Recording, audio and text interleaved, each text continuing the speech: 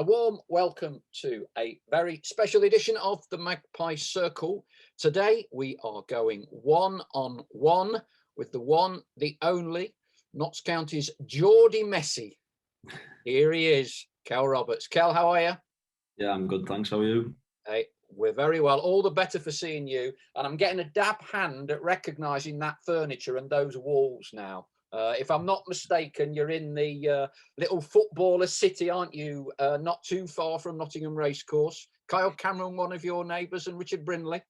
Yeah, unfortunately, he is one of my neighbours, but yeah, there's a few of the lads who live here. I'm in with Alex Lacey, and there's quite a few of us in, to be fair. Aye. Do you do your own cooking there? Do you look after yourself? Yeah, I get the Gusto deliveries, so just it's all done for us, really. Just need to cook it. Aye. I remember we had another young lad when Jack Grealish a few years ago was here, and he was lodging with one of the other young guys, Fabian Spice, and Fabian fell out with Jack a bit because Jack wouldn't do the washing up or anything. Of course, I'm sure he don't need to do it now, but in them days when no one really knew who he was, he didn't do the washing up. Have you got a dishwasher? Yeah, got a dishwasher. Yeah, I couldn't be bothered to do some dishes, so get them in there.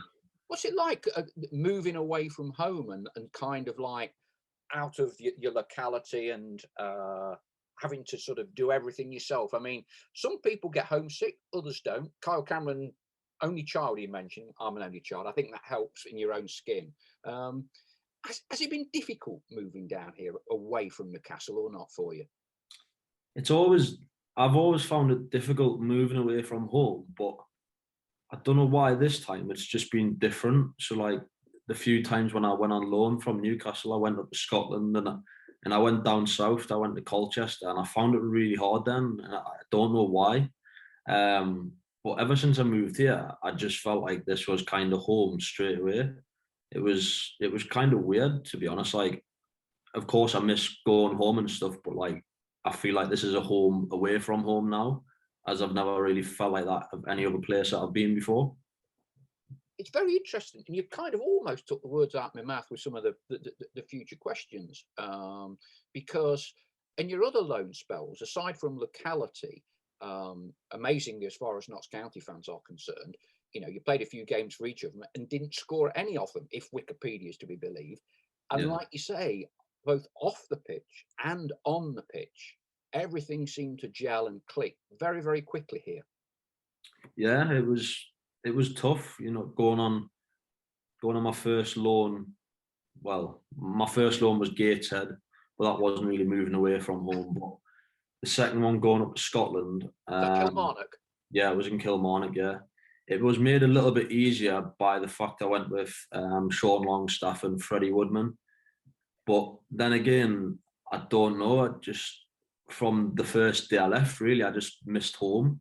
I wouldn't say I didn't want to be there, but like, I don't think my head was there as much as it should have been. And I found it hard. Obviously, the manager who took us there was Lee Clark. And he left, I think it was I don't even think it was about 2 weeks after he took us. And then something just wasn't right. I can't even really, I don't know how to explain it. Just something was missing, you know what I mean? I wasn't getting along with people, even though I made some unbelievable friends there. Just something was missing. And Colchester's a pretty far way away from Newcastle as well, isn't it? Yeah, the thing with Colchester was I needed to get out on loan from Newcastle. It was getting towards the end of the transfer window. Personally, I didn't think it was the right loan move for me. With it being, one so far away from home, I was just thinking, if I don't play here and I'm this far away from home, like, how am I going to be happy here? Because it's not as if I can just have a short drive home. It took like 6-7 hours to get home whenever I did the drive. And I went there, and again, something was just missing. The first game I got put on was for 15 minutes, and I played really well. I won a penalty for the team. And then ever since then, I didn't like play. I didn't start one game. The manager was putting us on for like 2 minutes at the end of every game and stuff like that. Even though I was, in my eyes, one of the better players there, and all the rest of the lads used to say like, what are you doing wrong? Because like, why are you not playing? Do you know what I mean? So something there was just missing again. I'm not sure what it was. Yeah, it's very underrated because by and large, as we get older, we tend to be quite critical of younger people, and moving out of your area. If you're a student, it can be homesick moving, I don't know, to Sheffield, 40 miles away. But you're in the public eye. It's a big cultural change. It can be very hard, and a lot of the big, as you would know, the big Premier League clubs have player liaison officers, welfare officers. You need a dentist, you need a doctor, all of those sorts of things. Everything is done for you. Moving to Nottingham, did it? What do you think clicked? Was it the city? Was it the gaffer when they brought you here? Was it staff behind the scenes who do a lot of unseen work in helping you settle in? I think it was a bit of everything really, because obviously I was playing at Blyth at the time when I got the phone call from my agent saying Notts County want to sign you. Within 2 minutes, I'd made my mind up that I wanted to sign straight away, and then I don't know, I just come in it just felt like home straight away. I think it was the fact like I felt wanted. Obviously, the club had to pay a fee to Blyth, which was encouraging to hear as well that they paid money to get us in. I trained straight away and I got put straight into the team on the Saturday, and I'd only been there since the Thursday, I think. So I was like, well, it's sink or swim time really. I've got to bet into this real quick, or it's not going to happen. And I thought on my debut I played really well. I should have scored. The keeper made an unbelievable save. And ever since then, I just felt like everything just gelled. And it's the same if you ask any of the new lads who've just signed, they'll tell you they'll probably feel like they've been here for years already. It's just the way the lads are with you. Like it's kind of like a big family club. Everybody gets on with everybody, and that's from like players to the staff to the footballing staff, and also like the other staff, like the media guys, the people who work in the offices, everything like that. Everyone's like friendly towards each other, and I think that played a big part in helping that as well.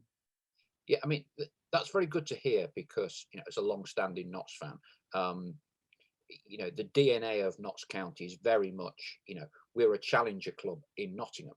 All of my lifetime, sadly, Nottingham Forest are the big boys.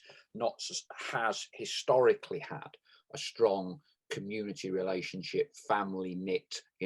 Let's be honest, it's a lot harder to be a Notts County fan in Nottingham than it is a Nottingham Forest fan, because clearly of the success that they've had. Don't laugh too much. Hey, we're a hardy breed. You're all right in Newcastle because it's a one club city. Sunderland is a separate entity, isn't it? It's over the but I mean, it's reassuring to hear, that you have been made welcome, you've settled in, and you've clearly been able to respond. We'll go into a bit more detail about more recent times. One of the great tags that was given to you, and I don't know who it actually was, someone will have come up with it first, but the Geordie Messi, yeah. And to be fair, there's a lot of similarities in the style, your stature, low centre of gravity, the quick feet, and that sort of thing. We often ask Messi or Ronaldo. I'm sure you would firmly be in the category beginning with M, correct? Yeah, correct. Yeah.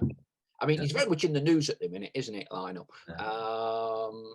Is he someone you've always kind of admired growing up and that kind of thing? Yeah. Can't even remember how long ago I started watching him, to be honest. It was that long ago. You can't really say a lot about him because you run out of words to say about the type of player he is. But to watch and learn off him is a big thing for me. The way he runs with the ball, the way he picks up the spaces, and the way he gets on the ball. Obviously, it can't really be replicated to what he does, but you try your best, and sometimes it comes off, sometimes it doesn't. But then you think to yourself, like, how is that guy doing it every single week without fail for the number of years he's done it for? And like, it's unbelievable, really. Like, anybody will say it's obviously Messi or Ronaldo, but I'd think that the general population, in my opinion, is going to go Messi just because of the natural ability he's got. Did you get a bit of banter then when fans started calling you the Geordie Messi? No, to be fair, the lads say it as well. Hey, very good. I think his reported contract at PSG, 25 mil signing on, and I don't know whether it was 25 mil a year. So he's just eclipsed you there compared to your signing on fee at Madeleine, yeah, and that improved contract you got. I wouldn't mind being a few quid short of him, I'll tell you. I tell you, have you ever seen him live, actually in the flesh, as opposed to on the telly? I'd love to go see him live, but obviously it's hard for for footballers to go watch other football games, really, because we're playing on a Saturday and they play on a Saturday, and when we have the off season, like they have an off season, you know what I mean? So it's quite hard to go watch other football matches, to be honest, unless it's a local game. Hey, you need to have a word with the gaffer. Eurostar to Paris. It's a lot easier than getting to Barca. I mean, I saw him with my lad once at a game actually in Paris. It'd probably be about 8 or 9 years ago now. And the thing that struck me was when he ran, it was his feet. His feet and his movement seemed to be speeded up, but the ball never left his feet, but more than about 12 inches. It was kind of like there was a little invisible string, and he was just playing with his own little ball, running through, and the dexterity of his feet was absolutely phenomenal. Absolutely phenomenal. I've not seen that. Maybe a long time ago, Maradona, yeah. But the speed and the close control was unbelievable, Hey, have a word with the gaffer and try and get out. It's one of them. Always try and see the best in the world at whatever it is. Yeah. Football, music, I don't know, whatever it is. Try and see the best.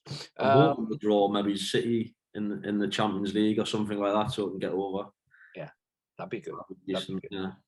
Yeah.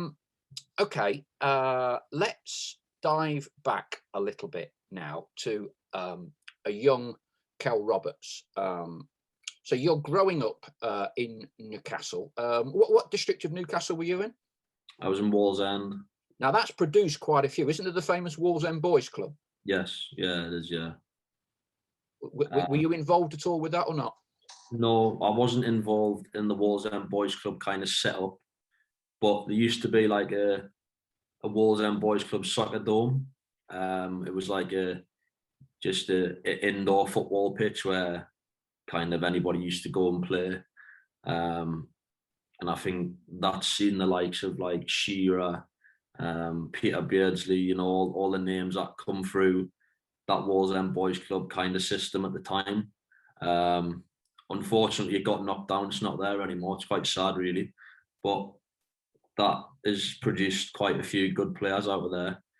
But yeah, I only used to play against Wallsend Boys Club. They always used to try and sign us, but I was loyal to the team I was at. Now, Wikipedia is notoriously inaccurate at times. Did you actually play for a little team called Whitley Bay Sprogs? Yeah, so it didn't start off Whitley Bay. It started off Killamouth Sprogs. I've got a good story about that, to be honest. We like good stories. There was obviously a group of, we went with the first training session. And my dad and my uncle were all goalkeepers, and I was really adamant that I wanted to be a goalkeeper. So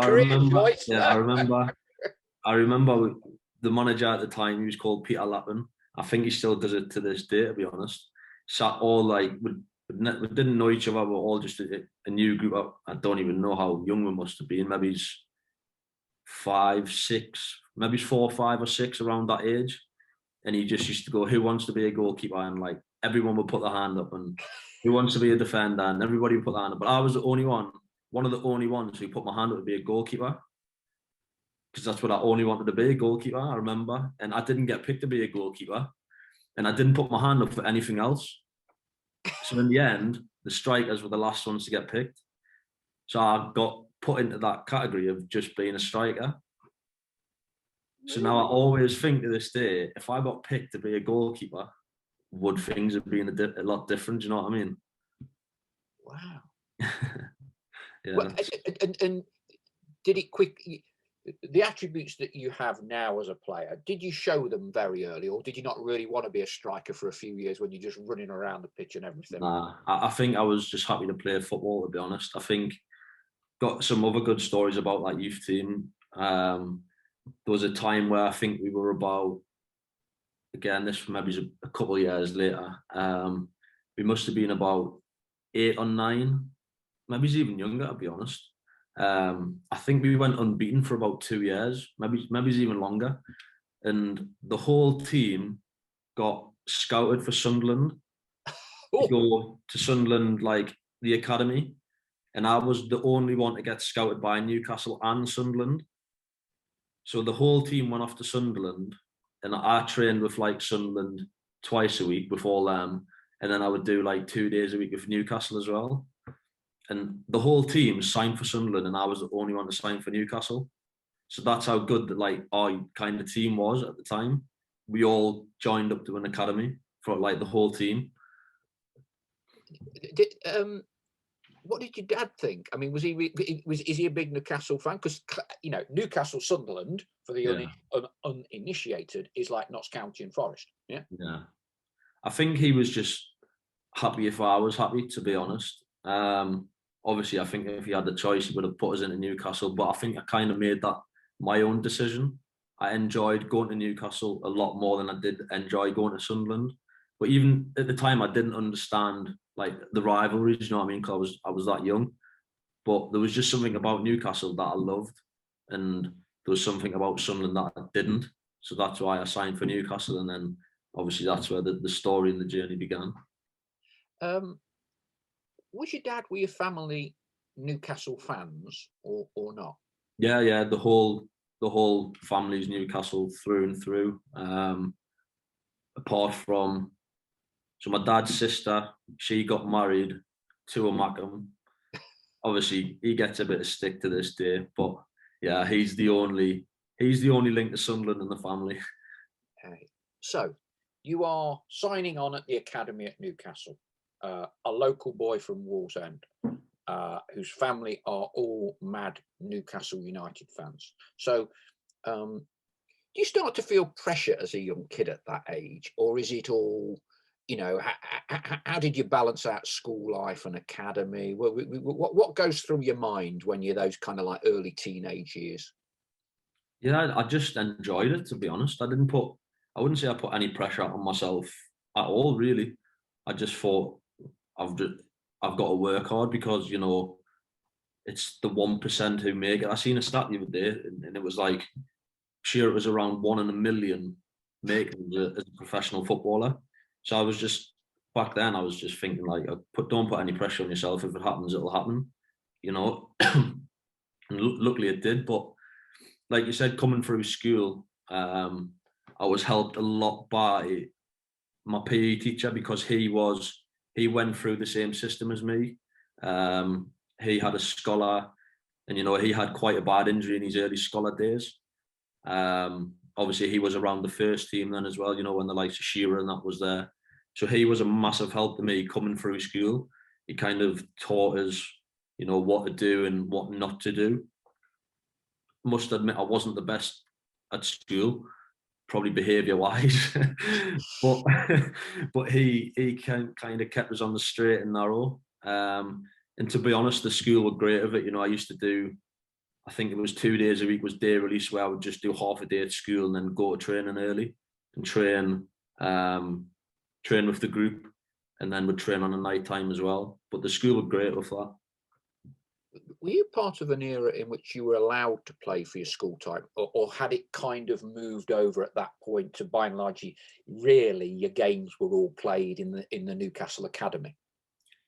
So when I first joined Newcastle, I was allowed to play for Newcastle, and I was allowed to play for my boys' club, and I was allowed to play for my school team. And then when I kind of fully left the boys' club to join not Newcastle full time, but like under 12s, 13s, 14s, that age when you're just joining high school, they allowed us to play for the school team up until I was around 15, because obviously when you're 16 you start full time. So when I got offered, I think I got offered my scholar quite early on when I was 15. So I think that's when they said, like, let's knock the school football on the head in case anything happens, and we'll just like kind of prepare you with 2 days a week day release to come and join us full time next year. What was your school? It was called Churchill Community College. And what was your football club at that point then? Was that Whitley Bay? So, yeah, so I should have said after like, I think it was around 5 or 6 years, it changed from Killamouth Sprogs to Whitley Bay Sprogs. But because like I said, when the group all went to the academies, it was kind of like a broken squad by then. There was new faces around the squad and stuff like that. You still keep in touch? Yeah, I still talk to quite a few of them. Yeah, so like I said, I think I speak to maybe 4 or 5 and go out with some of them still. So yeah, it's good to see. That's good. That's good. Have any of them gone on to make the professional grade? Because like we say, we're all talking 1% of 0.5% of 0.1%, aren't we, in terms of getting into the pro game? Yeah, so one of the guys who ended up at Sunderland eventually signed for Newcastle a few years later, and he started like a 2-year scholarship. I'm trying to think who else. I think maybe one of them done a scholarship at like Carlisle, but I don't think anybody actually made it out of like the scholarship to the professional stage. So in the Newcastle ranks, you're going through the ranks. So what? I think we spoke with Carl Cameron along similar lines because you were in the same group. He said you were kind of like the little magician then.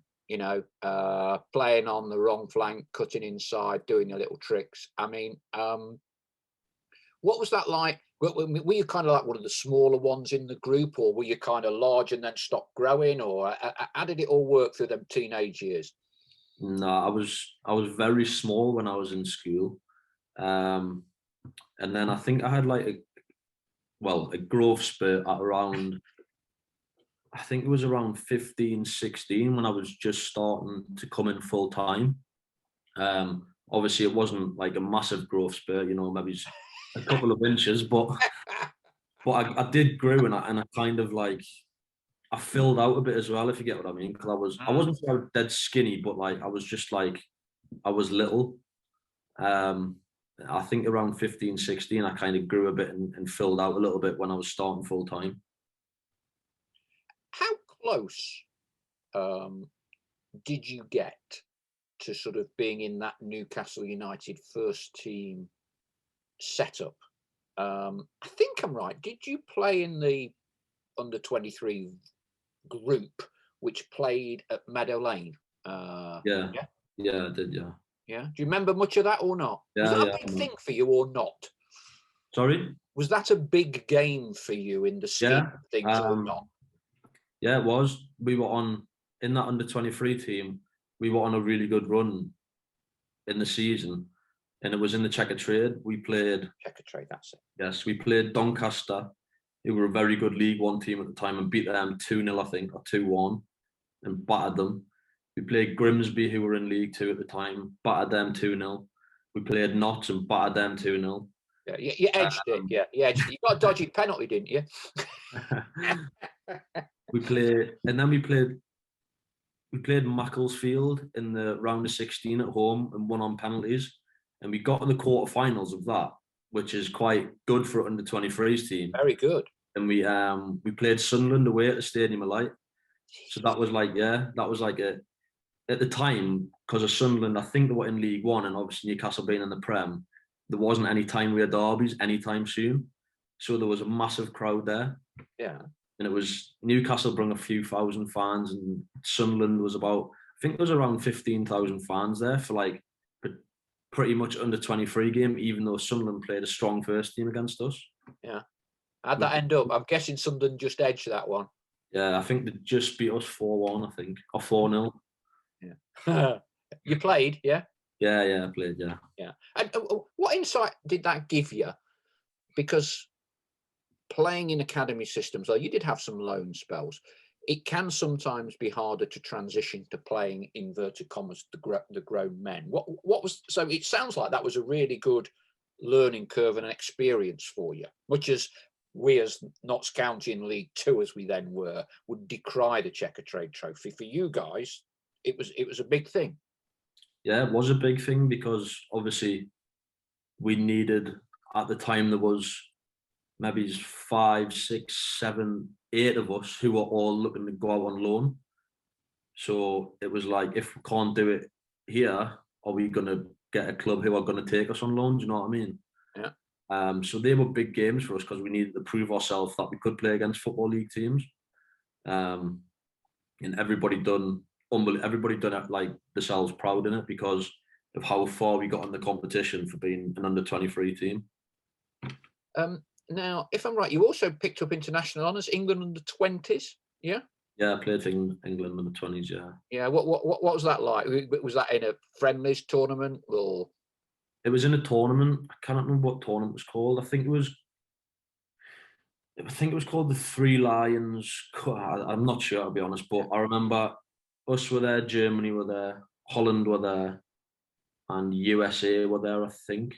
Right, decent. I think they were the 4 teams, so it was quite a good standard. But yeah, I remember I was sat in the dressing room just with, the under-23 team, and the coach, who was Ben Dawson, he knocked on the door and he's like, "Can I have a word?" And whenever he used to do this, it was good news.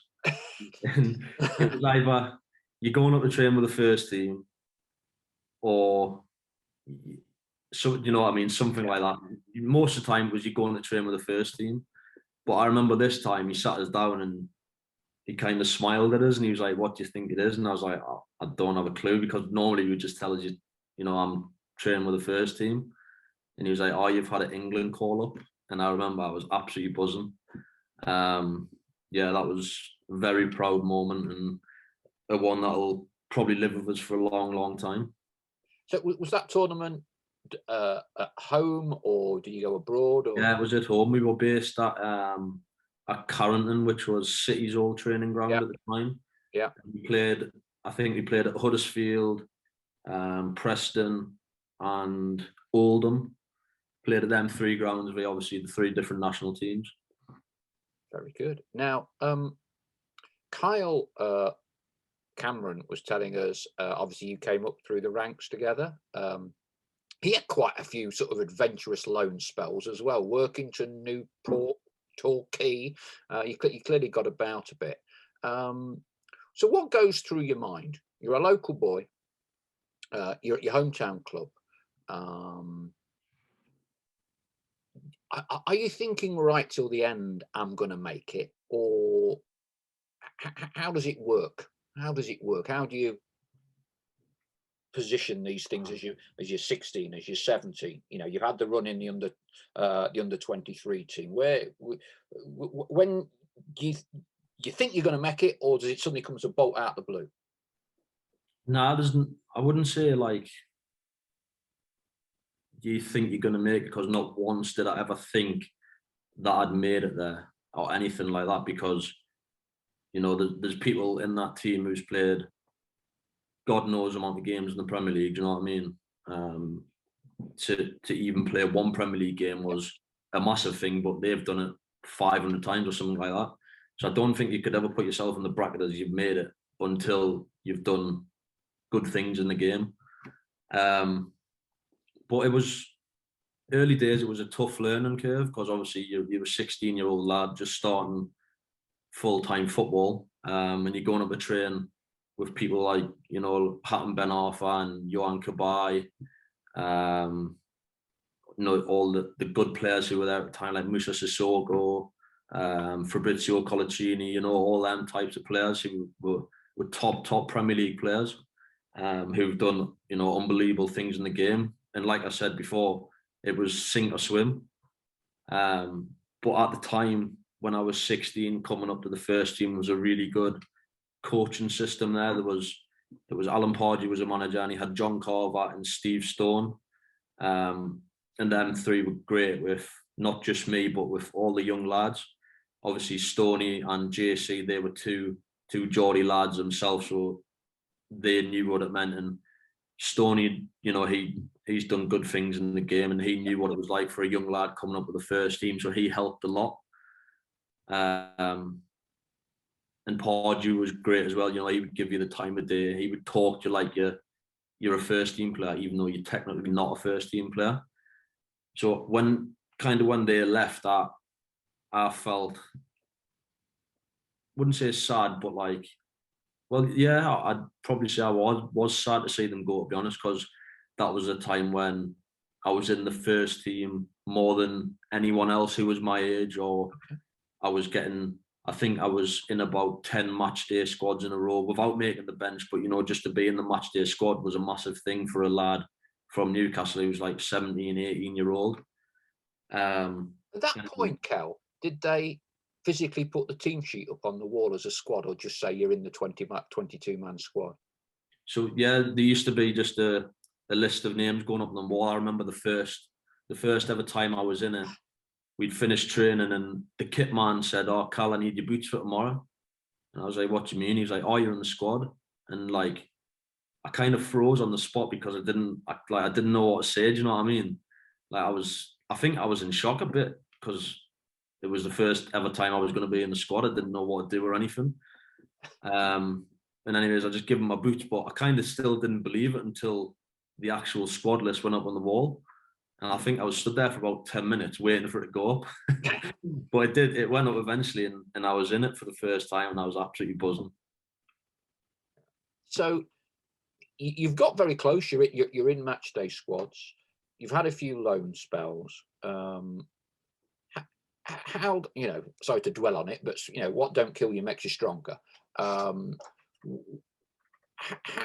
did it end for you at Newcastle? What happened?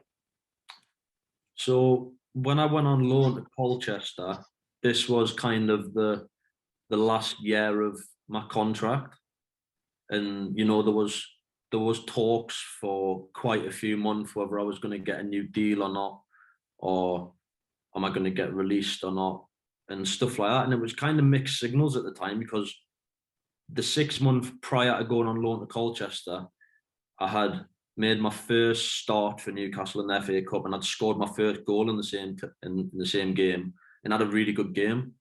And then after that, I made the bench against Cardiff in the Prem. I made the bench against Man City in the Prem. So I was thinking that, like, you know, I've got quite a good chance here of not just getting a new deal, but getting my Premier League debut and getting some more minutes in the first team. Could I just stop you there, and then let's pick that conversation up, because I didn't know this bit. So you are on the bench, Premier League game, yeah, or Newcastle, yeah, against Manchester City, yeah, home or away? At home, and we beat them 2-1. I think was that a televised game when Man City had all the. It was in December. That's all I remember, and I just remember. I remember warming up, and, you know, when the City team come out, I was in absolute awe. Yeah, that's you know, like watching players like De Bruyne and Aguero and Sterling, David Silva. You know, all the massive name players in the Premier League, and now you're potentially going to play against them. It was a whirlwind of a day, to be honest, but it was a great day. I ended up getting De Bruyne's top as well after the game, which was good. Did you? Yeah. So you're sat on the bench, and you can, like, a little glance over there, and there you're looking at all of their Galacticos on the bench, the Galacticos on the pitch, Pep. Yeah. I mean, I presume you wanted to get on, clearly, but you must have been bloody petrified. Yeah, I think the time I actually thought I was going to get on was the time against Cardiff, but the game against City, we got a penalty, and I think around the 70th minute, and Matt Ritchie scored it to make it 2-1. And I was thinking, he's never in a million years going to put me on here against City, because 3 points is a massive achievement against Man City at home. But anyways, we played against Cardiff, I think the week later or 2 weeks later, Cardiff might have been before it, actually. I can't remember. But we were winning 3-0. And I think it was like the 85th minute, and he turned around, looked at the bench, and like I got told to go warm up. So I'm thinking like, this is my chance to make my Premier League debut here. And he called three of us back from warming up to the bench, and he left it like a couple more minutes, and he ended up putting Joselu on instead, which at the time I didn't really understand, because I thought we're winning 3-0. It's the 88th minute, you know what I mean? A Premier League debut for me is kind of massive thing. Yeah. But that didn't happen anyways. And then, like I said, after I think the Cardiff game was first and the City game was second. And then after the City game was when I went on loan to Colchester a few weeks later.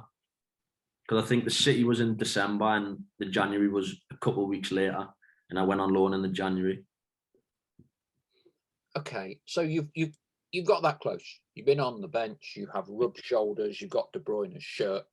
How did you manage that, by the way? Hey, fair play for going up to, because I would think some of the lads that have been out on the pitch were after that and all, weren't they? Yeah, they were saying before the game like whose shirt they wanted to get and all sorts. And I remember he come off, and as I was walking down the tunnel, I think him and Sterling walked down at the same time. So we kind of clashed like that in the tunnel. Yeah. And I'm thinking, well, I might not get this opportunity again. So I'm asking one of these for their shirts. But I knew one of my good mates was Sterling. So he was always going to get Sterling's top. I think they already agreed it before the game or something. So I was just like, can I get your shirt? He was like, yeah, of course. And he was like, yeah, good luck for the season and stuff like that. I presume you've got that frame somewhere. Yeah, it's on the kitchen wall, yeah. Hey, keep that, along with your England shirt and everything. Okay, so there you are, brushing shoulders with De Bruyne. That's there. How did it sort of get down to there? Yeah, so like I said, in the January, I went on loan to Colchester. And I'm thinking, I've just been on the bench against the Premier League champions. I've been on the bench again in the Premier League. I've just started for Newcastle, scored my first goal. I'm going to go on loan and surely I'm going to get a chance. And I went there, like I said, I played the first game, and then it was like I never got one sniff after it. And generally don't have a reason why. I used to go speak to him, and he says like, look, I'm so close to starting you and stuff like that, but it just never ever come around. Who's the manager then? John McGreal, he was called, and don't have a clue why I didn't start one game. And then at the end of it, I think this was about three or 4 months into it. This was at the time when I was starting to negotiate with Newcastle if I was going to get a new deal or if I wasn't going to get a new deal.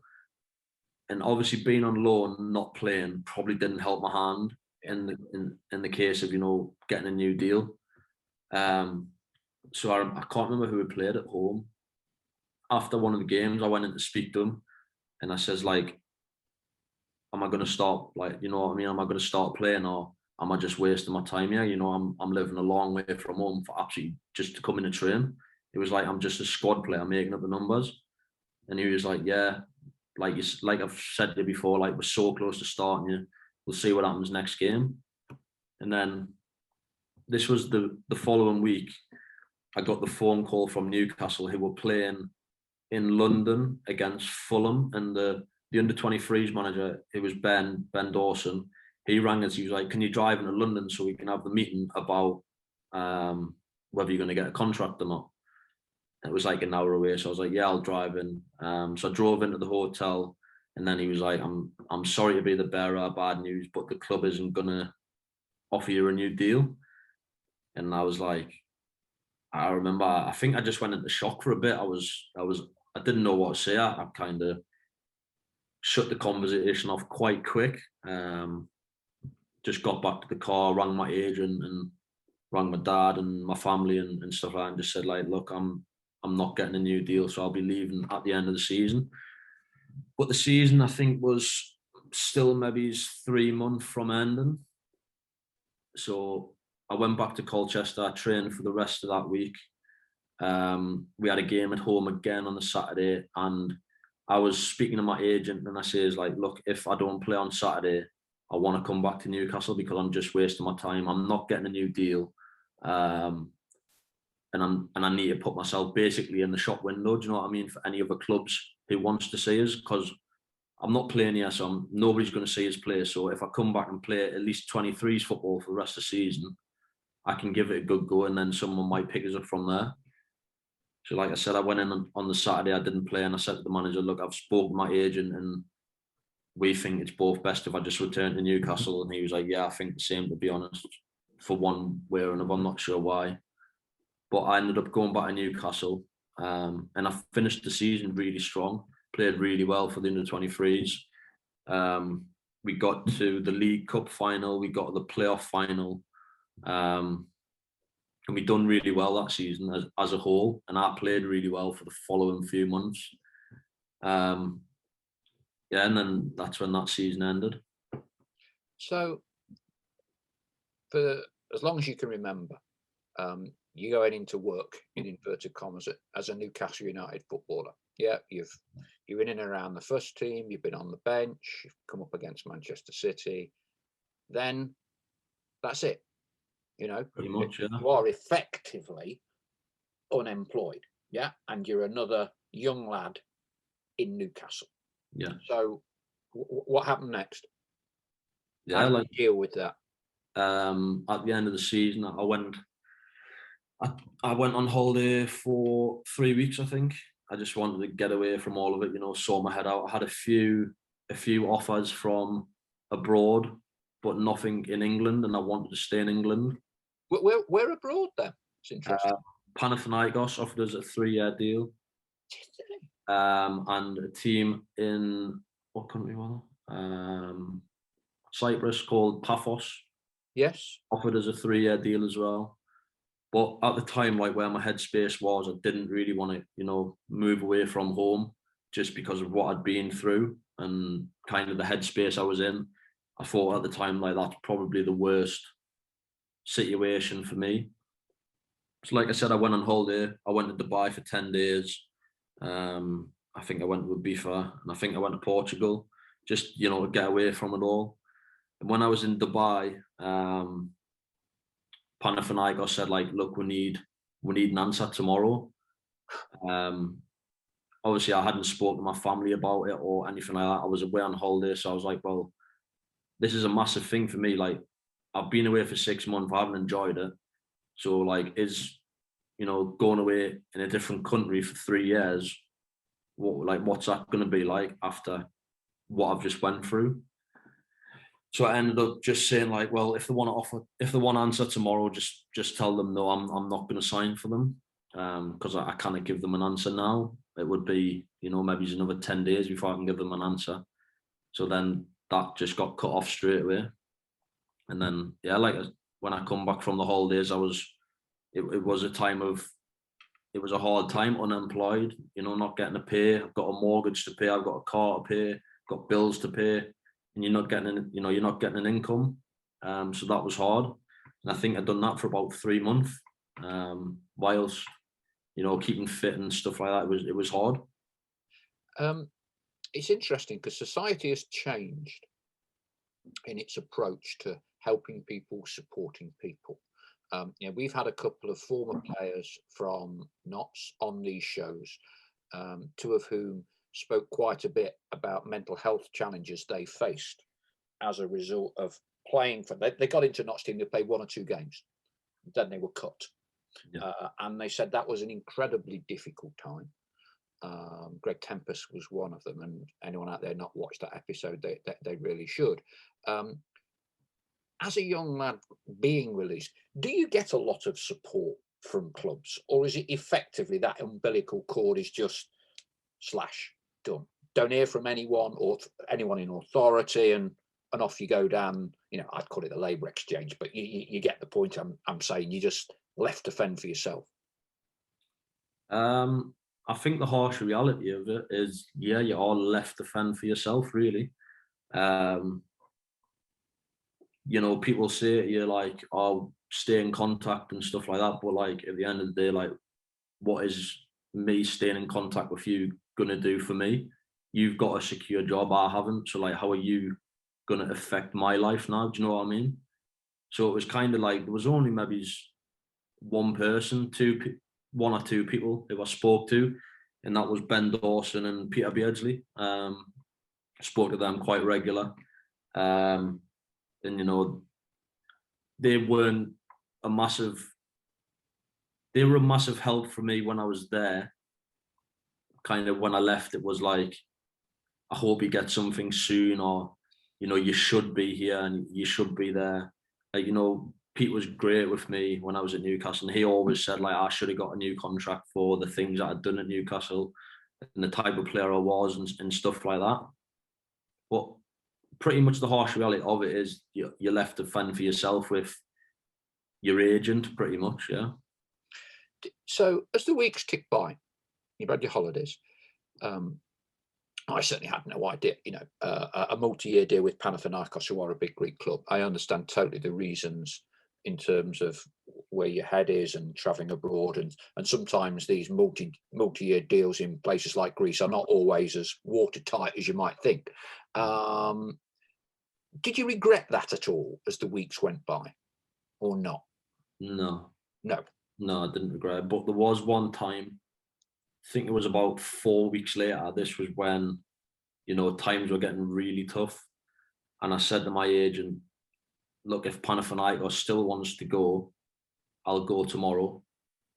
But I think they had already kind of got the players in replace of me. So that was kind of like that wasn't going to happen. So then I started to go on trial at places. Yeah. I went down to Southend. Can't remember what the manager was called now, but he wanted to speak to us ever since I left Newcastle, but obviously with us being on holiday and stuff like that, couldn't get there. So I think the second week I got back from holiday, I went down there for a week. Unfortunately got injured on the second day. I pulled my quad, so couldn't really play in any of the pre-season friendly games. So that was kind of another one where I was unlucky. I come back and I went to Burnley because Steve Stone was the under-23s manager there. I went there for 2 weeks and I'd done really well when I was there. I think the club were going to offer us a deal.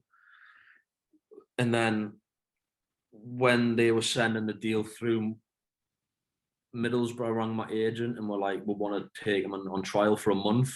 And at the end of this month, it's most likely we're going to offer him a deal. But this was getting to like the back end of pre-season now. And I hadn't had a pre-season under my belt, you know, so I was miles behind all the lads in terms of fitness. And Middlesbrough was a massive club on being fit. So I'd done that month and they were like, we want you to just do one more month. And this was going to be the 4th month of like no income. So I had to think for myself and think like, well, what if it gets to the end of this month and then you say he wants to do another month and then other options are shut off? So I kind of just knocked that on the head. And then that's when Lee Clark, who was the manager at Blyth, he was texting us, you know, you can come in and train just if you want to keep fit and stuff like that.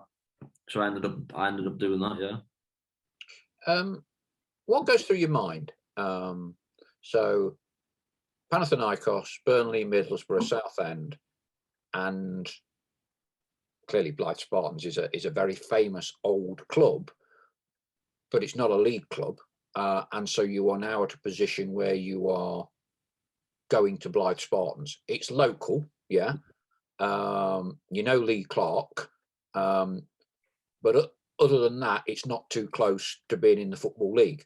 How do you position that with yourself? It was hard to take, to be honest, because you know, my best mate who I come through school with, he plays for Blyth, and he was getting onto his like early doors about coming into training. I'm saying like, come on, like behave. Like I'm not going to drop down that low. Yeah. Stuff like that. I'm thinking to myself, I'm going to get a Football League club, or you know, I'm going to get something eventually. And as the weeks tick by, and you know, months, time goes quick. And he was saying to us again, like, you're not going to get anything, like nothing bad's going to happen by coming to train with us and keeping fit. It's only going to make you sharp at in case that opportunity does come along. So I ended up going to Blyth, and I just ended up loving it. You know, from the back end of that season with Newcastle, in that kind of 4 months, I just totally fell out of love with the game. I hated it. Like, I just hated everything to do with football. Didn't want to be there. I even had thoughts of, quitting just and getting a normal job. And that was a really tough time, because it was the point where it was to make the decision, stop playing and get a job, pretty much. What job would you have got? Would you have a family got any trades or anything?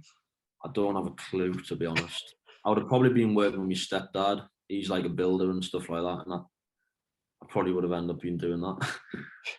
But anyways, I went to Blyth, and I just loved it. Everything about it, I loved. The manager was great. All the lads were great. Because at the end of the day, like, they're not just footballers. They work outside of football, so they're just normal lads. And I ended up signing for them on like a kind of non-contract basis, where they just said every month they would pay, like my direct debits and like my mortgage, my car and stuff like that. So I wasn't losing any money at this time. And I like I said, I absolutely loved it. Started to fall in love with football again. I felt like the kid who was the young lad who was wanting to be the goalkeeper again. Like, just going back to them days where you're playing and it's fun, you're enjoying it, you love going to training, you love going to games and stuff like that. And then I ended up signing the contract, I think, a couple of months later, which worked out well for the club in the end. So this was National League North. Blyth weren't doing too well in the table, but you were banging the goals in, correct? You got, it was virtually a goal a game, wasn't it? Yeah, I think it was 17 and 21 or something like that. Yeah. And so what sort of places were you heading to then with Blyth? Because presumably everything's a fairly long bus journey as well, isn't it? Yeah, there's not many teams close to Blyth. I think the close ones are like Gateshead, Spennymoor, who else? I can't even think, but all the rest of them, like 2-3 hours away. And we didn't used to like do overnight stays. We used to leave on the Saturday morning, but I loved it. We used to be on the bus sometimes 6:30, 7 o'clock. And usually if I was at a professional club, if we're doing that with Notts, I'm probably complaining about it, Absolutely. I loved it. Like, I just loved everything about it. Like, being around the lads, just everything was great. And end up falling in love with the game again. And I think you could tell in the performances that I was playing, like I was playing with a smile on my face. I was scoring pretty much a goal or two a game. It was just great. And then along come another team in black and white stripes, also nicknamed the Magpies. And we'll kind of develop the story from there. But I think, as you said earlier in this conversation, it took you all of a couple of minutes to make your mind up to come down here, correct? Yeah. Yeah, I remember I shouldn't really be saying it, but I was, I used to go play poker sometimes with my friends. And I remember I was playing poker with a couple of my friends that night, and my agent rang us. He was like, "Where are you?" I was like, "Oh, I'm just out having a bit of dinner." He was like, "Notts County have come in for you, and they want to sign you." I was like, "Yeah, like, I want to go." Like, I didn't even ask what the money was. I didn't ask how long it was. I was just like, "Yeah, it's back in full-time football, the professional game, and it's another step to where I eventually want to end up." So that was a no-brainer for us to sign. And you said first impressions were great. You're in the team straight away, and of course the club was on a real roll as well, wasn't it? And you very quickly make your presence felt. Didn't score in the first game. Your first goal was Barrow away, I think. Yeah, which was a great day out. To be fair, yeah. It was a great day out. You don't score many simple goals, do you? No, I'm not the guy to do tap-ins, but a goal's a goal at the end of the day. If I score a tap-in, it's the same as scoring a screamer, still a goal. It's my turn to say I shouldn't be saying this. Of all the goals you've scored for us, how many with your right foot? How many with your head? Right foot. None with my head. I know that. Yeah. Right foot. Let's think. None. I've been trying to think. I've got all the games. I can't think of any. I don't know how there someone may prove us wrong, but yeah. I don't think. No, I don't think there is any. Yeah. To be fair, the non-Geordie Messi don't score very often with his head or his right foot either. So you're in good company. You're in good company. So we get on a roll, a real roll. Yeah. So your arrival coincides with a big push.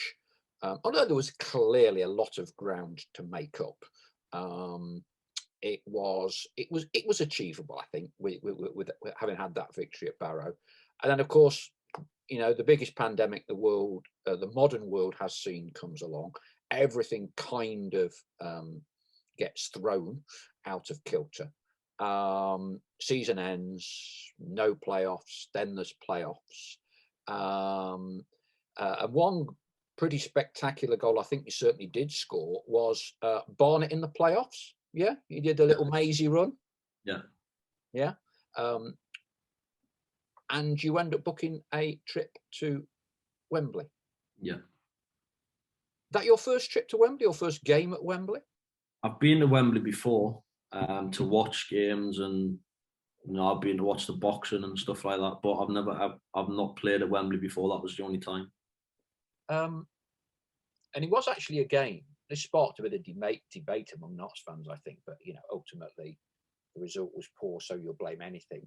You did go down on the day of the game, didn't you? Almost a bit like your non-league star. You went down on the morning. Harrogate immersed themselves in the experience and all the rest of it. Yeah. What do you think when you look back on that day? Very, very tough one to take. Of how far not just the lads had come, but the club had come. When I first signed, I heard things about what had happened with kind of the old owner and not the players, the staff not getting paid and stuff like that, and not really having a team at the start of the season, which Neil hardly wanted and stuff like that. And the club had a massive turnaround in that period from the start of that season to the end of that season. But looking back on that day, yeah, it was very, very tough to take. I was absolutely devastated, to come that close in my first season back in professional football, to get back into the Football League. It was very, very hard to take, and it didn't go. It still not really went away to this day, to be honest. Still hurts, but I think stuff like that only makes you stronger. It gives you more experience and stuff like that. But yeah, like I said, it's just a tough one to take. You scored an half decent free kick though, didn't you? Yeah, it was great to score at Wembley, in a game like that. But kind of the only result that mattered was a scoreline at the end. So then you have to start picking yourself up, as an individual, as a club. Always difficult when you lose a playoff game. Always difficult at any level. And of course, it coming back the following season, you then had some injury issues, and that must have been a massively, frustrating time for you. And normally, when you're ill or when you get an injury, a lot of it is about diagnosis, isn't it? If you know what's wrong, you instantly feel a little bit better. But there appeared from the outside, as I understand this, to be some challenges in kind of really getting down to the nitty gritty of what was causing you the problems. Yeah. So obviously the first injury I had was kind of a weird one as well. I had quite a few injuries that season. We played Harrogate in I think it was the FA Trophy semi-final. Spot on. It counted as almost as a pre-season game, didn't it? Yeah, sort of. But it was a was a competitive game, and Yes. anyway, Yeah. and the guy stood on my Achilles, and I lost just all sensation in my foot for like a week. So that was a weird one, but that was the one that I knew what it was and got over it relatively quick. You know, I started the season at Dover and I was all fine. And then it got to about, I think it was around October time, I started getting pain in like the bottom of my abdomen, and I didn't know what it was. Like I've never had it like a hernia or anything in that area of an injury before, so I was like a bit confused of like what it was, but I just kept playing on through it, and it probably every day it was getting worse and worse. So I eventually went for a scan, and nothing come up on the scan. So then obviously myself and the physio team were confused again. So it was just like, we'll just carry on with it. Started training again, and you know, it was getting worse every game. It was getting worse. And after we played Halifax away. I think we drew 1-1. I went in to speak to the physio after the game, and I was like, something's not right in like this area of like my stomach, abdomen area. Like I just knew something wasn't right. So we went for another scan. I went for a different scan this time. I went for an ultrasound scan, which kind of shows you the muscle. And again, nothing come up on it. So then we were confused and we didn't know really where to go. So again, we just cracked on with it. You know, I can't remember how many games later it was, but we played Chesterfield away. It was the game where I think we won 3-2. Yeah. By the end of that game, I couldn't even walk, never mind run or kick a football. I always say this because it's quite funny. You know, the goal we scored when Ruben crossed it from the free kick, and I think Kyle Button scored the header. Yes, Kyle did. Yeah. Like I would have always took that free kick, but I physically couldn't kick the ball. So I says to Ruben, look, you're going to have to take this free kick because I don't think I can make the box with the ball. Obviously, it turned out well, but that's the kind of pain I was in. And that's the kind of pain I was like facing every day. And that's when I knew just something wasn't right. And it got to the end of that week. I was training towards the next game. And I remember in training, I was running around and I was like doubled over. And I was thinking, this shouldn't be happening. And I finished the training session. I was walking back the car and I was in tears walking back the car because I was in that much pain. And that's when I knew something wasn't right. And I spoke to the physios. I was like, we're going to have to get like someone else to kind of look at this and figure out what it was. We ended up going to see a specialist in Manchester who then diagnosed it with a sports hernia. And them types of hernias don't come up on, like, you know, on the scans and stuff like that. So it was kind of like a weird one. But anyways, I got the operation for that. I got a mesh put in to like kind of fix the hernia. Yeah. And then that was a long period of rehab. I think it was like 4 weeks later I could start running. 6 weeks later I could start like kicking the ball. 8 weeks later I could potentially return to training. So then it got to the 4 week mark and I still wasn't right. I just knew something wasn't right still. I don't know if it was like my body just reacting to the mesh and it's still embedding into like, you know, my muscles and where it's been put, but I just wasn't right. So we delayed things then for another two or 3 weeks, I think. And I eventually started running again and I was absolutely pain free when I started to run. So I was thinking like, yeah, maybe I just needed the extra couple of weeks for the mesh to embed into the muscles. But when I kicked the ball, the pain was unbelievable. Like I had a pulling and a burning sensation, like just above like the pubic area, like just inside of my hips. And we just thought it's the area of where the operation was. So, you know, it could be scar tissue, it could be, again, the mesh. So I'd done another 2 weeks of like the rehab and started eventually joining with training. And I just physically couldn't kick the ball. Like I was in so much pain kicking the ball. And I was like, I physically can't do this. Like I I couldn't even play like an inside the foot 5-yard pass without feeling like something's gonna like I can't even explain it. It felt like someone was just gonna snap in my hips, both sides. It was dead weird. And anyways, and then I just started to play through it because like it was getting a little bit easier. And then I was thinking to myself, like, maybe it is just my body reacting to the mesh and the scar tissue. So if I can get through it, I can get through it. And then started to come back from injury again. And I tore my right hip flexor. I had a very small tear in my right hip flexor, which was annoying. But I was thinking, look, I've been out for like 2, nearly 3 months now. It's probably just my body, you know, getting used to getting into the swing of things again. It's only going to be a 10-day to 2-week injury. It's not that bad.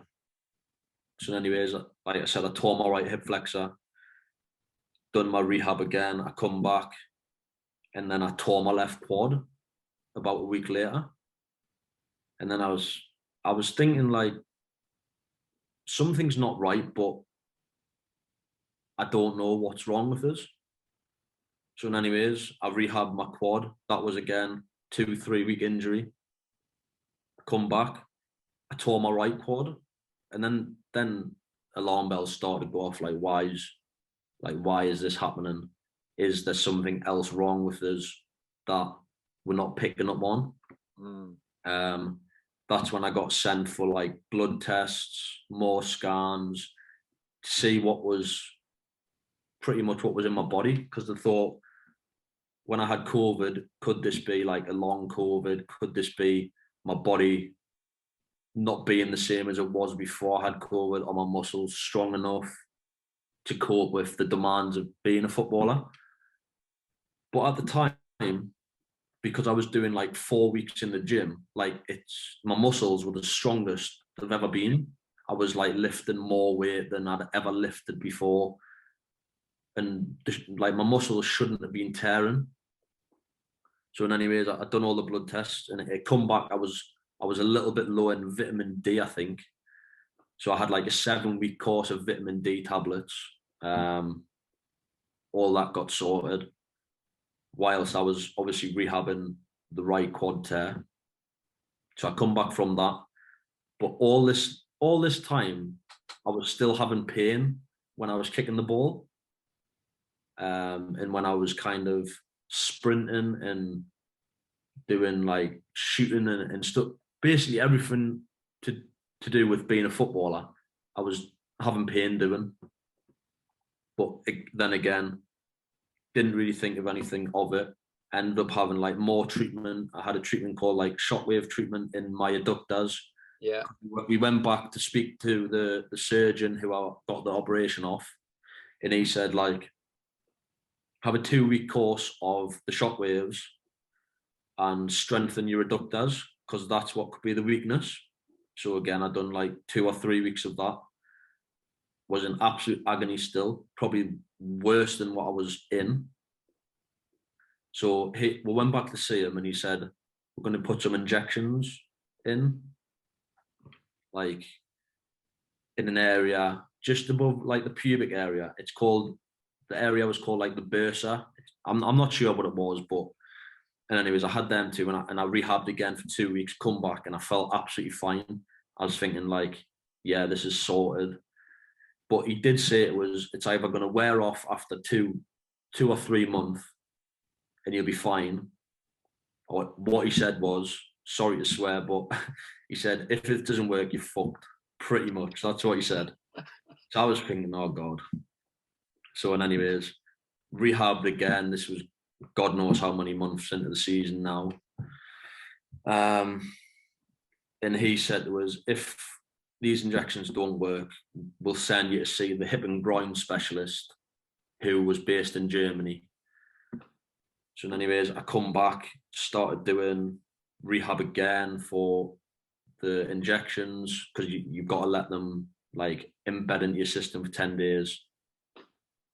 10 days later, I went home for 10 days, I come back, started rehabbing that, got onto the pitch, felt great. It was the best I'd felt all season. I wasn't getting any pain doing the gym exercises, I was getting pain. I wasn't getting pain kicking the ball. I wasn't getting pain running.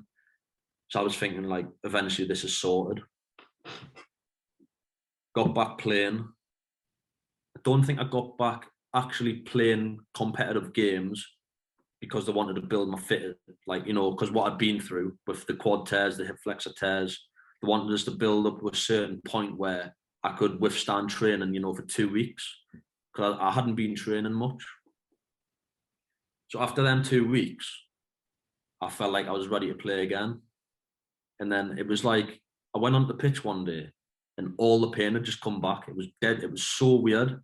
It was like the both injections had just totally wore off overnight. It was so strange. And it was like, I was back to square one. And I was like, don't know where to go from here. So again, went back to the specialist, and we were like, this is obviously the situation. And we started to look for other specialists as well.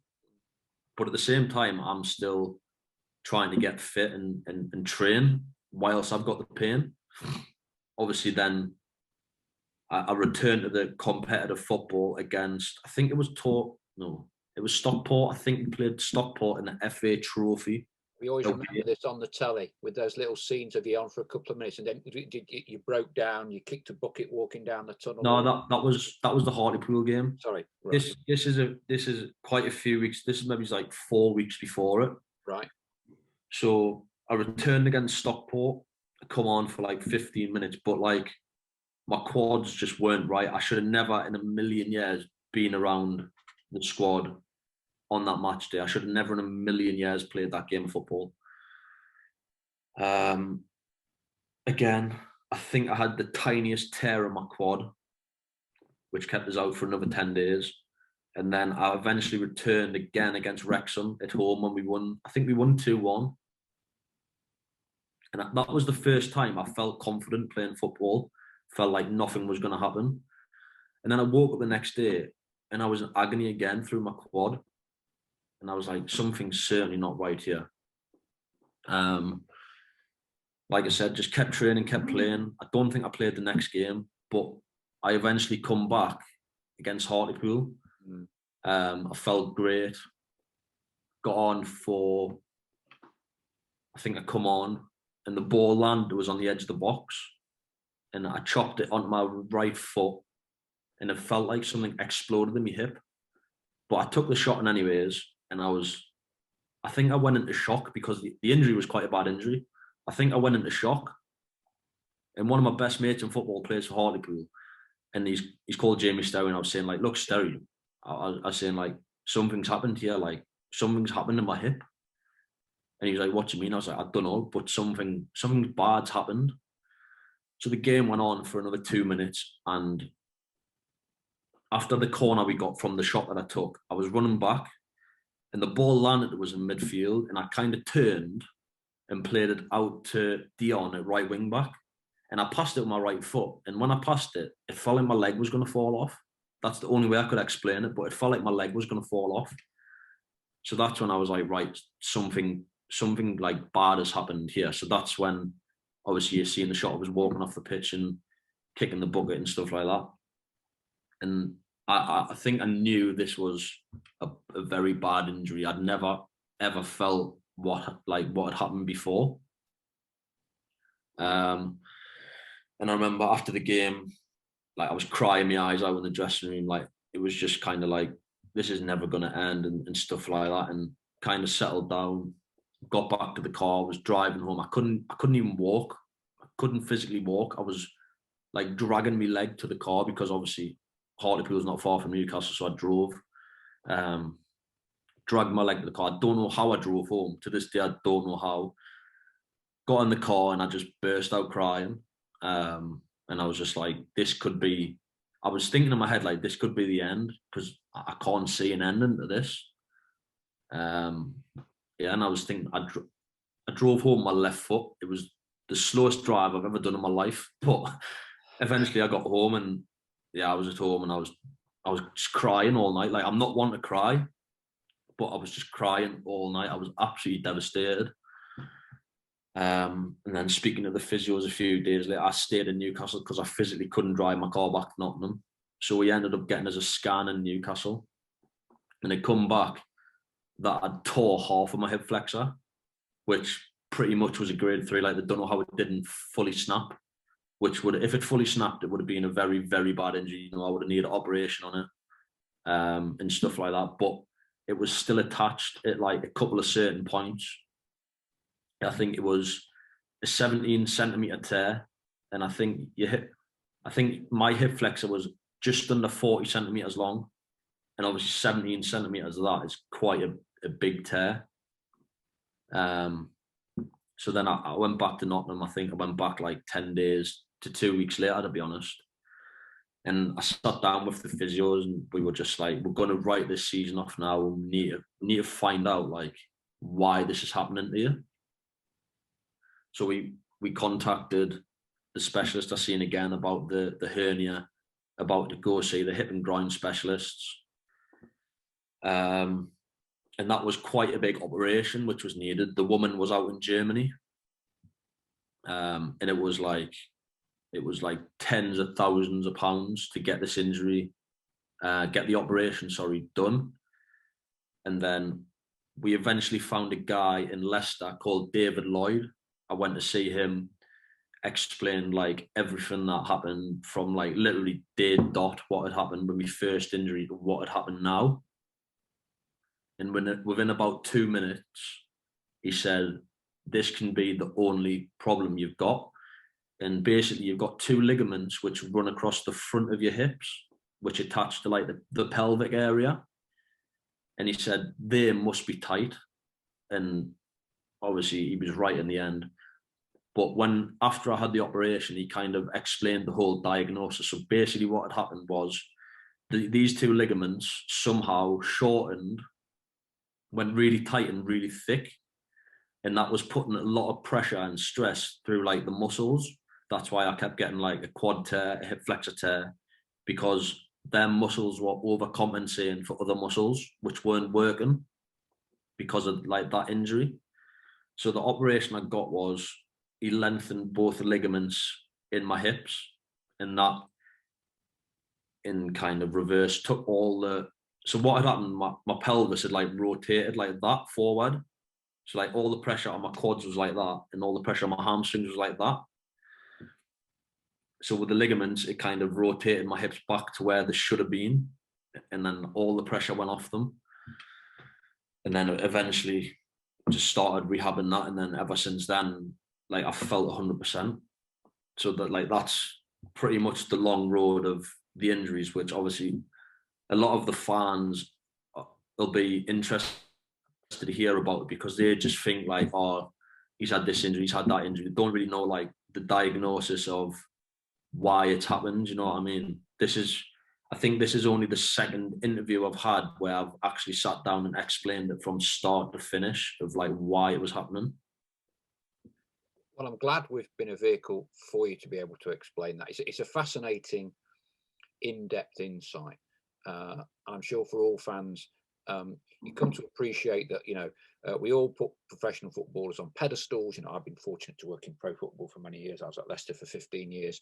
But every single footballer, every single manager is a human being and goes through exactly the same emotions, thoughts as the man in the street, the lady in the street. And often, so getting to the root cause of a diagnosis is not always easy.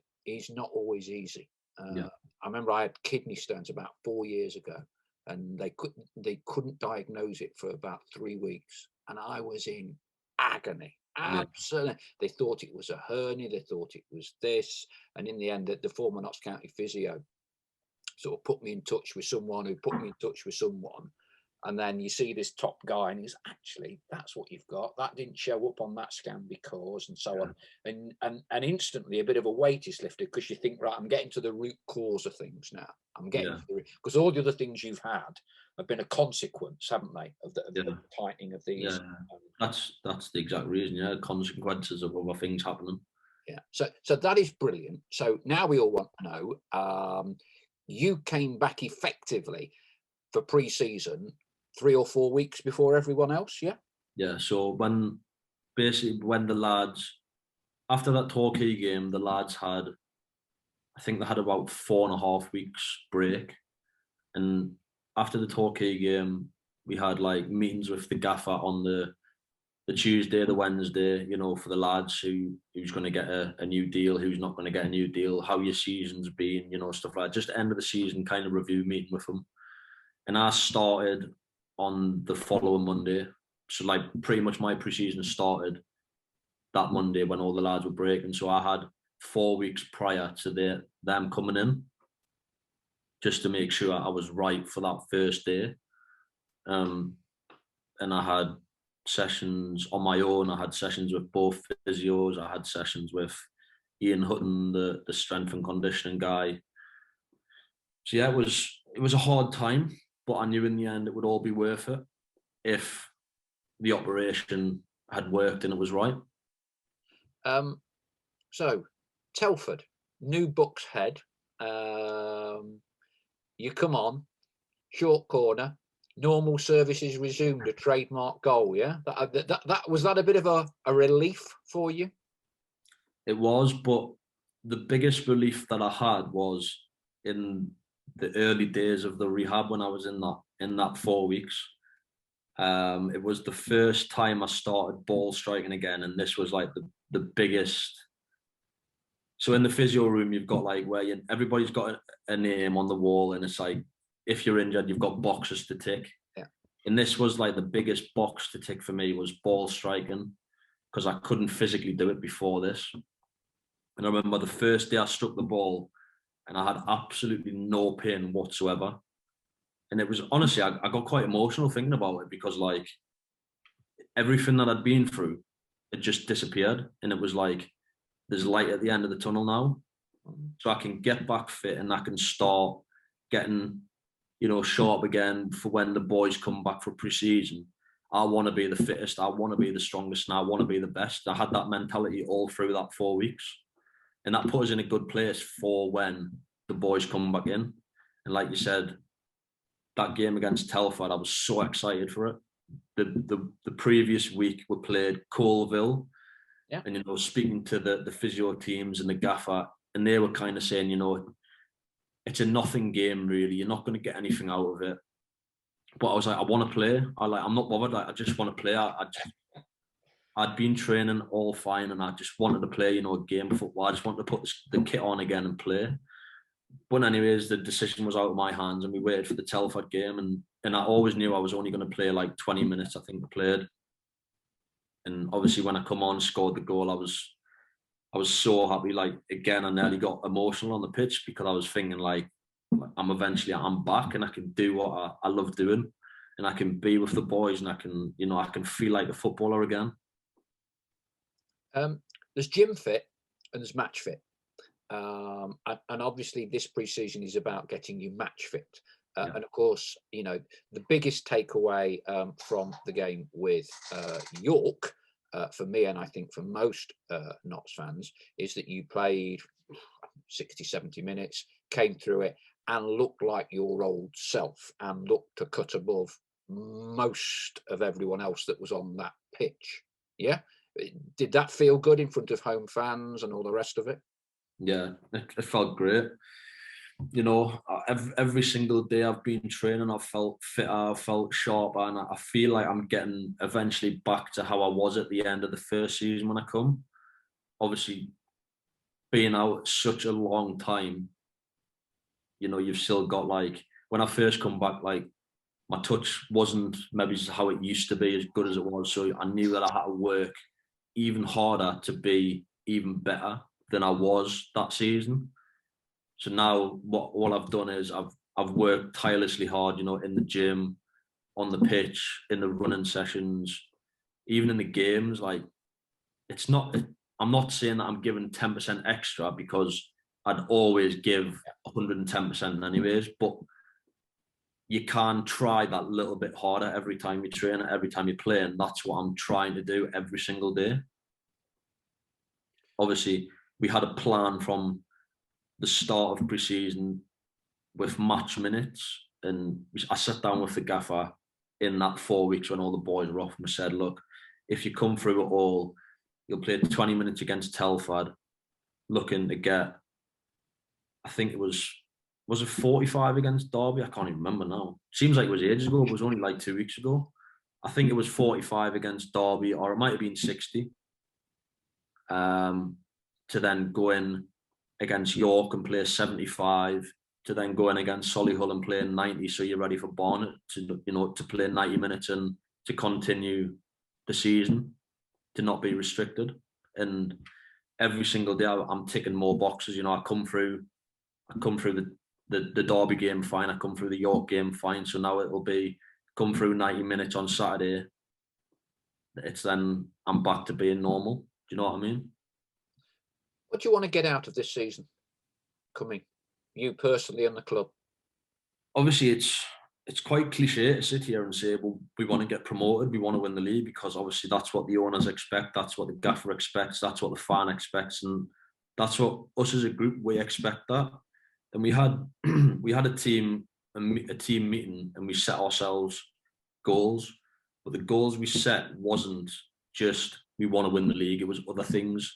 Like, every day we train, we have to train how we're going to play in games. We're going to, we had like 4 different categories. I can't remember what exactly the categories were. I think they were what we want to achieve in matches, what we want to achieve in training, what we want to achieve in our lifestyle. And I think the other one was like your behaviors. So, we said in games, obviously we want to get 3 points. We want to win the games. But there is going to be a time where we probably will hit that bad run of form. Every team does it through every single, everybody goes through it. And it's how we deal with them. Because last season we didn't deal with it great until the gaffer come in and embedded his style of play on us. And you've seen eventually the results went our way, and you could see the football was more flowing. But the other things we said under the behaviours, we have to represent the club when you're away from the club as well. So it sounds cliche, but just behaving, just stuff like that, doing your recovery well after training, after games, making sure your nutrition, your hydration, everything like that is spot on. So if we get the end of the season, we give ourselves the best possible chance of obviously getting our goals. And we also said, we looked at set players last year. We were not great on set players, and we said if we conceded 4 less and scored 6 more, it gives us a 20% chance. I think it was a 19% chance better of winning the league. And obviously that's a tiny, tiny thing. Conceding 4 and scoring 6 isn't a massive thing over the course of a full season, but 19% chance is a massive help. Do you know what I mean?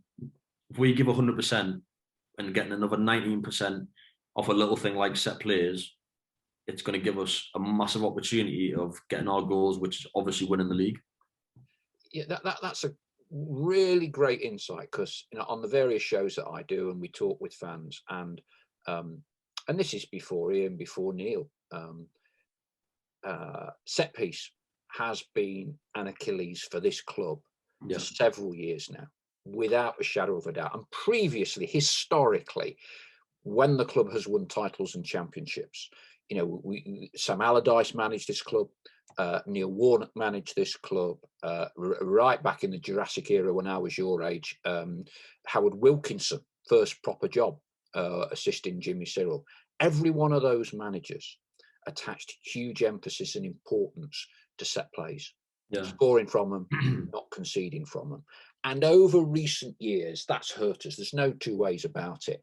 And that's a revealing little insight you've given, that I'm not aware is in the public domain, because no end of fans talk about this all the time. And so it's very interesting you've shared something with us there that I can see now as fans are watching and listening this when it goes out next week. They're going, crikey, really good, really good. Very interesting. Yeah. Very interesting. What about you personally? When we're doing this podcast, I think a day earlier, one of your old teammates, Adam Armstrong, so he's gone to Southampton, Premier League. You've got the Longstaffs at Newcastle. So that alumni, is making inroads at the higher levels of football. But what are your personal ambitions? Clearly to do as well with Notts, but I am sure you must have ultimate ambitions, firstly, to be back in the Football League. And, Jack Grealish was here 7 years ago, whatever, as a young kid that no one had heard of, alongside Callum McGregor, a young kid from Celtic, who no one had ever heard of. Look where those two are now. I mean, where, are you an ambitious sort of person? What do you want to get out of your career? Yeah, I set my standards very high. Obviously, I've said it in past interviews before, and I'll say it in future interviews. The only place I want to get to is the Premier League, and I believe I can get there. And the opportunity that I've got to get there is a big one, because like I said earlier, the 1% makes it as a professional footballer. And at the minute, I'm in that 1% bracket, and pretty much sky's the limit. There's no restrictions on what you can and you can't do. You might not make it at a club, like I didn't make it at Newcastle, but there's always an opportunity for you to make it elsewhere. So like, you look at Vardy, for instance. He didn't come through at a big club. He come through kind of the same system that I've come through now, worked his way up with all the leagues, and now look at him. Do you know what I mean? There'll be a number of players who have done the same. So I see myself as why not? Like, why can't I do that? And Blyth was a great stepping stone for me to come to this club. And this club's a great opportunity for me to get back into the Football League, whether that would be ideally with Notts or eventually without them. And then I don't just want to stay in the Football League, I want to make it to the Premier League. And they're just the standards and expectations I set myself. Good answer. For our younger, i.e. your age group, as opposed to me in my 50s, it's as if you like a few more light-hearted observations or questions to finish on. Thank you for your time. It's been incredibly illuminating. Okay, so on your Twitter feed, no. Let's just take it right down. Love Island. I can safely say I've never watched it, right? But I'm not quite the demographic age group for Love Island. We do believe from your tweets that you are a bit of an aficionado of Love Island, correct? Correct. What is it about Love Island that appeals to you, dear boy? I don't know. I think it just gives you something to do. But you know what I think, right? Love Island is big in a football environment. It sounds strange, but all the lads watch it, and we'll have breakfast together and we'll chat about it, what happened last night and what's going to happen. But that was the same at Newcastle as well. We used to go away for pre-season and we'd all sit in the same room and watch it every single night at 9 o'clock. And it's just a thing. I think it's just a thing. Like in football clubs, I just think we watch it. I don't know why, but it seems to me like pretty much all of the lads watch it here. So we have a bit of crack about it every day as well. Great observation. And you know what? You're dead right, because each generation of footballers, there tends to be a TV program that's like a cult classic that all footballers watch. So bear with me. A young Bruce Willis. There was a series called Moonlighting with Sybil Shepherd. This was when I don't know who Bruce Willis was, and that was kind of the 80s. And everyone at Leicester, when I was there, we all watched Moonlighting. And like you say, people had chat. Did you see the episode last night? Lost, the series, the sci-fi series on the island. That was massive 2 decades ago, and everyone would talk about that. And clearly now it's being overtaken by virtual reality. Is it virtual reality? Whatever the bloody phrase is for these shows. I mean, Geordie Shore. I mean, because that's obviously up your neck of the woods. Do you know any of them? Is that another one you keep an eye out on? Or so I used to watch it like years ago. I used to watch it. I don't watch it now because all the cast members and stuff have changed. But when I used to watch it, it was a good, funny, like kind of group of cast members in it.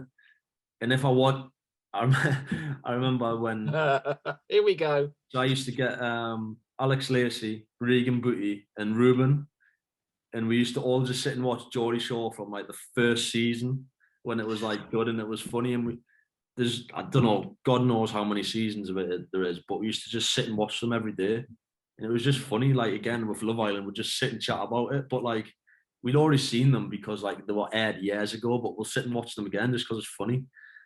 It gives us something to talk about and stuff like that.